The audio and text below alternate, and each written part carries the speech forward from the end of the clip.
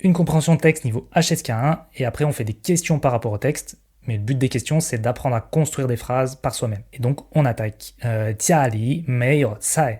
Jia, c'est la maison, mais certaines fois, c'est la famille. Donc, l'idéal, c'est de le traduire par foyer. Li, donc à l'intérieur, donc à la maison, dans la maison. Meiyou cai. Cai, ça a plusieurs significations. Une de ces significations, c'est... Souvent, les gens connaissent Zhongguo cai, la cuisine chinoise. Donc, quand c'est associé à un pays, c'est la cuisine du pays. Ici, c'est pas ça. Ici, c'est légumes. Et meiyou, yo, c'est le verbe avoir. Donc, il y a, meiyou, il y a pas. Parce qu'avec le verbe avoir, c'est un des seuls verbes qui est comme ça. On n'utilise pas bu. Pour dire il n'y a pas, on dit pas bu yo, on dit meiyou. Bu nang zuo fan. Donc, nang, c'est pouvoir. Donc, bu nang, ne pas pouvoir. Zuo fan, faire à manger. Ici, c'est nang, donc c'est la capacité physique de. C'est pas la capacité parce que j'ai pas appris à cuisiner, donc je ne sais pas cuisiner. C'est je n'ai pas la capacité et je ne suis pas en possibilité physique de faire à manger parce qu'il n'y a pas de légumes. 我让女儿去超市买一些菜. 女儿, c'est la fille, donc ça sous-entend ma fille. Et ça, c'est un point qui pose souvent problème, c'est qu'on n'est pas obligé de dire ma. Si on dit juste nuer, ça sous-entend ma fille. Donc, 我让, c'est je, 让, c'est demander. Ça a plusieurs sens, 让, mais un de ces sens, c'est demander. Donc, j'ai demandé à ma fille de faire quelque chose. Et de faire quoi? 去超市, aller au supermarché. 买些菜. 买, c'est acheter. 一些, quelques. Et 菜, donc on l'a vu tout à l'heure, c'est légumes. Ici, il faut bien faire attention à l'ordre. Donc, c'est quand on dit aller quelque part faire quelque chose, c'est toujours dans cet ordre-là. On va à l'endroit et on fait l'action. Donc, ici, c'est 去超市, aller au supermarché et ensuite faire l'action d'acheter les légumes. 我跟他说, ça, c'est une formulation qui est un peu compliquée, mais qui est très fréquente. Donc, 我跟他说, c'est je, 跟, c'est avec, 他, c'est elle. Parce qu'on remarque, il y a le radical de féminin, donc c'est ta qui veut dire elle. Et sho, dit. Donc je avec elle dit. Et en fait, c'est une phrase qui veut dire je lui ai dit. Et je lui ai dit quoi? Lily. Donc Lily, c'est un prénom. Et ça, pareil, souvent, on prononce le deuxième en ton neutre. Quand c'est un prénom, le premier, c'est le ton du caractère et le deuxième, c'est le ton neutre. Lily. 我们没有菜了. Ça aussi, il y a un petit piège. Parce que normalement, le, c'est pour une action qui est terminée. Mais ici, c'est pas le cas. C'est son deuxième sens qui est le changement d'état. Donc si on l'enlève et si on regarde juste la phrase, c'est 我们, donc on, 没有, n'a pas, on l'a déjà vu, ça, ne pas avoir, et 菜, de légumes. Donc on n'a pas de légumes.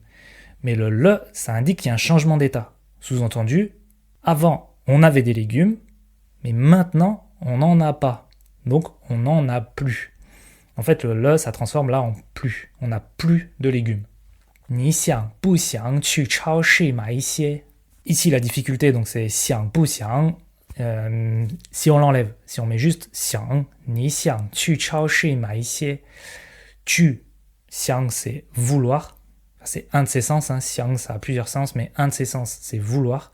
Donc, tu veux. 去 aller 超市 au supermarché 买 acheter ici quelques. Donc est-ce que tu veux? Non, j'ai dit la réponse. C'est tu veux acheter quelques. Sous-entendu quelques légumes. Et donc le xiang bu xiang, ça aussi c'est une structure qui est très utilisée. C'est exactement comme si on disait ma en fin de phrase. En fait c'est est-ce que, mais c'est comme le ma. Donc pour poser des questions fermées, donc des questions qui sont est-ce que nanana. Il y a deux possibilités. Bon, la plus courante, c'est de mettre un ma à la fin. Et une autre des possibilités, c'est de doubler le verbe en mettant un bout. Littéralement, on peut le comprendre comme si c'était tu veux ou tu veux pas. Tu veux ou tu veux pas aller au supermarché. Donc l'important, c'est de se rappeler que c'est des questions auxquelles on répondra par oui ou par non. Par contre, c'est bien de se rappeler qu'en chinois, quand on répond à ce genre de questions, on répond pas oui et non. En fait, la plupart du temps, on réutilise le verbe qu'il y a dans la question. Par exemple ici, si on pose la question ni xiang bu xiang qu, on répondrait pas juste oui, on répondrait pas sheda. on répondrait 想, je veux, même juste le verbe 想. On peut aussi dire un 我想, mais souvent on réutilise le verbe. Et si on veut pas, 不想. Ça c'est important parce que c'est pas comme ça en français, et donc il faut s'habituer petit à petit à utiliser ce principe-là. Donc toujours quand c'est des questions avec ma, ou des questions chez boucher, 想不想, de réutiliser le verbe qu'il y a dans la question. 他很高兴去. Elle est très contente d'y aller. 他好喜欢一个人买菜. 他, donc c'est elle, 好喜欢. Ici, il y a un petit piège parce que c'est hao et pas hen. On a plus l'habitude de hen.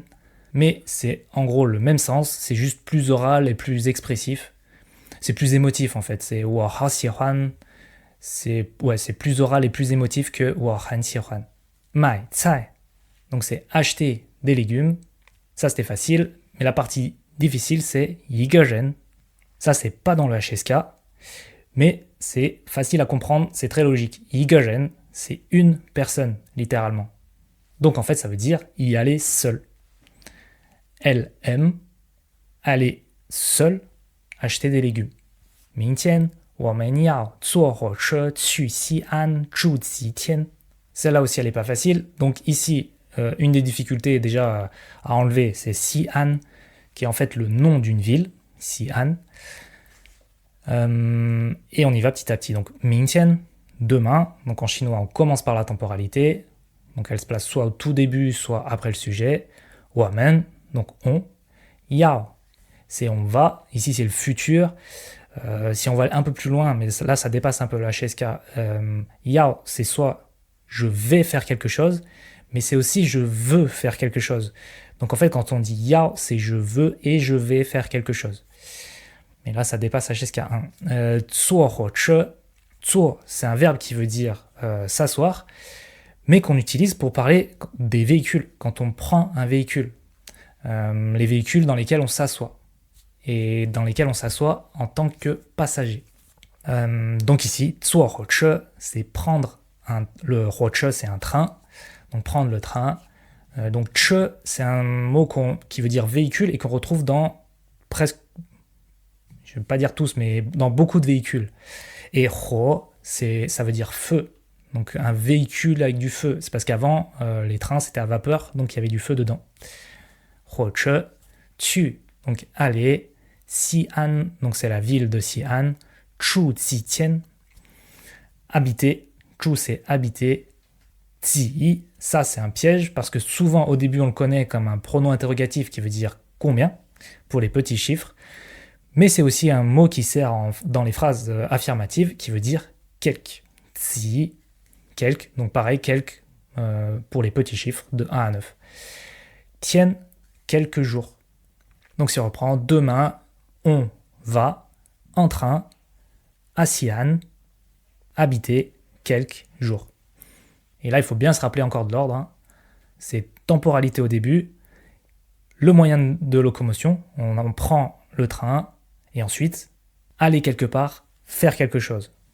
Donc celle-là, elle est pas très très dure à comprendre, à lire, mais à construire, elle serait plus dure parce qu'il faut penser à tous ces éléments et à dans quel ordre on les met. Nali yo yeye nai nai. Nali, ça c'est là-bas. Il ne faut pas confondre avec nali qui veut dire où. Donc c'est le ton de na qui va changer. Yo, il y a, yeye, le grand-père, nai nai, la grand-mère. 我们要去看看他们. On va. Donc ici, toujours le va qui a la double signification, donc je vais et je veux. Donc là, c'est on va et on veut. Tu aller, kan kan. Donc ici, kan, c'est voir. Et tamen, il, au pluriel, donc eux. Donc on va aller les voir. Et le kan kan, donc il y a certains verbes comme ça qu'on peut doubler, ça permet de les adoucir. Souvent, c'est pour dire jeter un œil, mais ici, c'est leur rendre une petite visite. On pourrait dire c'est le petit, kan kan tamen. Ça rend plus oral, plus expressif, pareil. 女儿昨天告诉我, la fille, donc sous-entendu ma fille, même si c'est pas prononcé, même s'il n'y a pas le wo, ça comprend ma fille ou notre fille. 昨天, hier, 告诉我, m'a dit. Donc ici, c'est une deuxième façon de dire quelqu'un m'a dit quelque chose. Mais on aurait aussi pu utiliser celle qu'on a vue juste avant, là, la plus difficile. Donc, 女儿昨天跟我说. On aurait aussi pu dire ça. 她很像爷爷奶奶. Donc, elle, très, et爷爷奶奶, grand-père, grand-mère. Donc, les grands-parents. Et là, le xiang, c'est son deuxième sens, qui là veut pas dire elle veut, mais elle pense à. Enfin, même, il leur manque. Et ça, il faut faire attention au sens. Je sais que là, c'est un piège. Tout le monde tombe dedans, surtout quand il faut construire les phrases. Parce que, donc oui, xiang, ça veut dire cette personne me manque. Mais la façon dont c'est construit, c'est comme en anglais. Donc c'est I miss you, 我想你. Et pas tu me manques. Donc ça pose toujours problème. Donc le meilleur moyen pour construire ces phrases, les repérer encore ça va, et encore que, mais surtout pour les construire, c'est de se dire que c'est pas manquer, mais penser à. C'est-à-dire que là, c'est elle pense aux grands-parents. Donc sous-entendu, si elle pense à eux, il lui manque. Et ça tombe bien parce que c'est le troisième sens de xiang, penser à quelque chose. Donc vraiment, oui, c'est le sens, ça veut dire manquer, mais c'est quand même bien de le traduire par penser, ça aide à construire les phrases beaucoup plus facilement. 奶奶的菜真好吃. Donc ici, c'est un autre sens de cai. On a vu que c'était légumes, ça peut être aussi plat. Donc la nourriture en fait de la grand-mère. 奶奶的菜, les plats que fait ma grand-mère. 真好吃. 真, ça veut dire vraiment. Donc c'est comme 很, 非常, etc. Sauf que 真, c'est vraiment, c'est vraiment haut. C'est même plus que 非常. Et 好吃, c'est aussi un principe qui est très utilisé en chinois. Donc, chi, ça veut dire manger, et hao, ça veut dire bien. Donc, littéralement, c'est bon à manger. Donc, en fait, elle fait de la nourriture qui est très bonne. Mais ça, c'est un principe qui est souvent utilisé en chinois. Par exemple, hao ting, c'est bon à écouter. Hao kan, c'est bon à regarder, donc c'est beau. Jiaozi, baozi, mianqiao, mi fan, 什么的都很好吃. Ok, donc là, c'est des plats. Le début, 饺子, donc c'est les 饺子, 包子, c'est les 包子, c'est les trucs ronds. 面条, donc c'est les nouilles. Et mi fan, c'est le riz. 什么的, ça aussi, c'est un piège. Parce que 什么, ça veut dire quoi ou quel. Donc c'est un pronom interrogatif. Mais ici, c'est pas le cas. C'est 什么的, c'est comme etc. Ou plus littéralement, c'est plus et d'autres choses dans le même genre. Ça, c'est vraiment la notion de... C'est pas juste etc. C'est et d'autres éléments du même genre. Littéralement. Mais bon, pour traduire de manière plus fluide, ici, bien sûr, c'est etc. 都很好吃. Donc, 很好吃, on l'a vu, c'est très bon à manger, donc très bonne, la nourriture très bonne. Et 都, c'est tous, donc ça met l'accent sur le fait que vraiment tout est bon. 那里, donc là-bas. 天气好的时候，我们喜欢在外面看书. Et là, il faut la décomposer petit à petit. Donc, 天气好. 天气, c'est la météo. 天, c'est le ciel. 气, c'est l'énergie. Donc, l'énergie du ciel, donc la météo. Le temps qu'il fait, en fait. 天气好. Donc, quand il fait beau. 天气好, c'est une bonne météo. Donc, quand il fait beau. 的时候, c'est le moment. Donc, le moment où il fait beau. Donc, quand il fait beau. 我们喜欢, on aime. 在外面. Donc, 在, c'est à se trouver à un endroit, donc à l'extérieur. 外面, c'est l'extérieur. Pour rappel, hein, 外, des fois, c'est utilisé seul pour dire dehors, mais quand c'est à l'extérieur de quelque chose. Par exemple, 房子外, à l'extérieur de l'appartement. Mais si c'est juste pour dire dehors, on est obligé d'utiliser sa version en 2 caractères, 外面. Et 看书, regarder un livre, donc lire un livre, ou lire des livres. Donc on récapitule, hein. Quand, Deshiro, c'est quand, le moment, quand il fait beau, on aime à l'extérieur, regarder des livres, donc lire des livres. 天气不好的时候, donc ici c'est l'inverse, hein. 天气 c'est toujours la météo, 不好 c'est pas bon, donc quand il fait pas beau. Et le 的时候, c'est toujours le moment, donc quand il fait pas beau. 我们就在里面喝茶看电视。我们, donc c'est on, 在里面. Ici, c'est l'inverse de tout à l'heure, donc à et 里面, c'est l'inverse de 外面, c'est donc à l'intérieur, donc à l'intérieur. 喝茶, boire du thé, 看电视, regarder la télé. Et le 就, c'est ici, 就, c'est un mot qui est compliqué parce qu'il a plein de sens et souvent c'est dur à traduire. Ici, c'est la conséquence. Donc, s'il fait pas beau, 我们就, par conséquence, on va directement, j'aime bien le voir comme une flèche, le 就. Donc, s'il fait pas beau, on va directement à l'intérieur, boire du thé et regarder la télé. Et on passe aux questions, mais juste avant, je te rappelle que je donne des cours en individuel, donc si tu veux être accompagné pour apprendre le chinois, tu peux réserver un cours avec moi, le lien est dans la description. 他们为什么不能做饭？他们为什么不能做饭？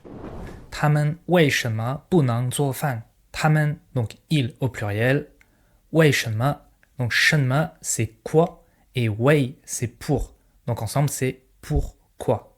不能, ne peuvent pas, 做饭, faire à manger. Et donc la réponse c'est parce que à la maison il n'y a pas de légumes.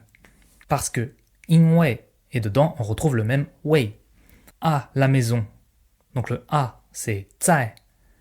Et la maison, 家, 在家, il n'y a pas, donc avoir c'est 有, et ne pas avoir, c'est là où il y a un piège, donc c'est 没有, parce que le verbe avoir fonctionne différemment des autres verbes. Et des légumes, 菜.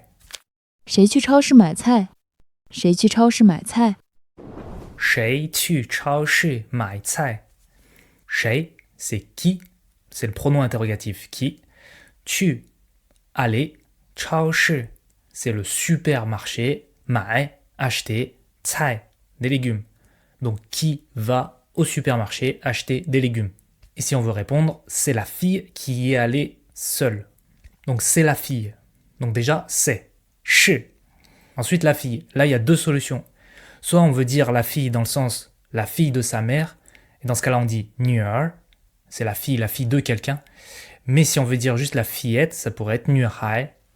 Et il y a un autre mot assez courant pour parler des enfants, c'est 小朋友, qui littéralement veut dire petit et ami, mais c'est une façon très courante de dire, de parler des enfants, de dire l'enfant y allait seul par exemple, on aurait pu dire 小朋友.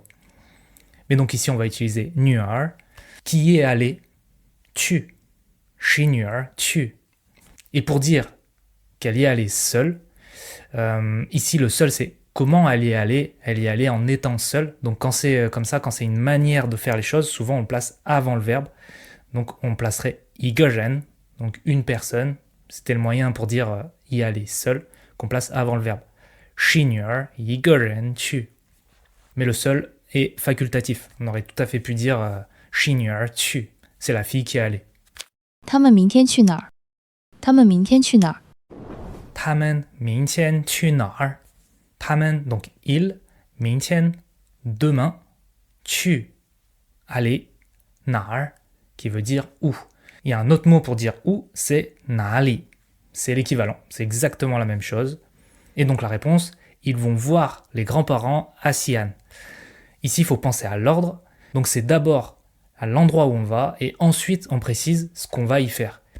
Ici, c'est donc on va à Xi'an et ce qu'on va y faire, c'est voir les grands-parents. Donc, 他们, ils vont à Xi'an, donc 去西安 et voir les grands-parents, 看爷爷奶奶. 他们怎么去西安？他们怎么去西安？他们怎么去西安? Donc, ils, 怎么, c'est comment, donc par quel moyen, comment en fait. 去, aller, Xi'an, à Xi'an. Donc, comment ils vont à Xi'an? Donc la réponse c'est, ils vont à Xi'an en train. Ici, quand c'est aller quelque part avec un certain moyen de locomotion, on met toujours le moyen de locomotion avant. En fait, en chinois, il y a un truc qu'il faut se rappeler, c'est que c'est toujours le contexte, et en fait, on précise le contexte, et après, on met l'action. Donc là, si c'est aller à Xi'an, mais comment on y va? On y va en train. Le fait d'y aller en train, on le place avant. 他们, ils, vont en train. Donc le fait de prendre un train. Vu que le train, c'est un véhicule dans lequel on s'assoit, on utilisera 坐. Et le train, donc le train, c'est un véhicule où avant, on utilisait du feu, du charbon, donc c'est le véhicule de feu, 火车. Et aller à Xi'an, 去西安. C'est une structure extrêmement courante. Par exemple, si on voulait dire on prend l'avion pour aller en Chine, on aurait dit 我们坐飞机去中国. Donc on prend l'avion pour aller en Chine. Et donc là, si on reprend notre phrase là, 他们坐火车去西安, donc ils prennent le train pour aller à Xi'an. Si on veut rajouter une temporalité, donc demain ils vont à Xi'an en train, et pour voir les grands-parents. Donc là, c'est vraiment la phrase la plus complexe qu'on peut faire, où il y a tous les éléments.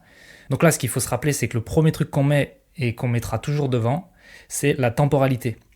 Donc, 他们明天. Un moyen de s'en rappeler, c'est que la temporalité, on peut même la mettre souvent avant le sujet. Donc c'est pour ça que c'est le premier truc qu'on met. Donc c'est la temporalité. Donc 他们明天.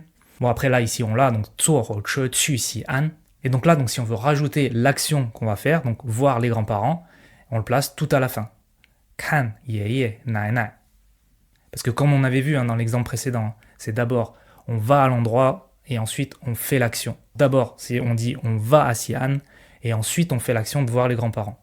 Donc pour récapituler, quand il y a des phrases comme ça complexes, on commence toujours par préciser la temporalité.